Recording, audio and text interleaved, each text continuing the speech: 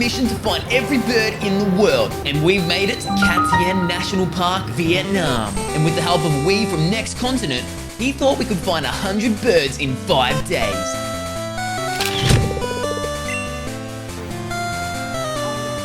This place was Bird City. I didn't know they make falcons that small. Dude, Drongo just dropped.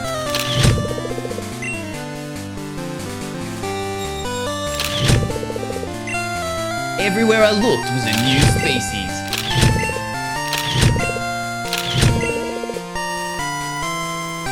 I've got them both in the same shot. This is the best day of my life. That was until the leeches arrived. No way.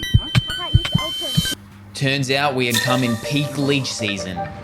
It's just now. And we were told that if I wanted to see the Germain's peacock pheasant, I would have to face my biggest fear. I see why you don't include that on the brochure. Look at this rate. You're saying there's going to be even more leeches the day after. And then 1,000 leeches. Yeah.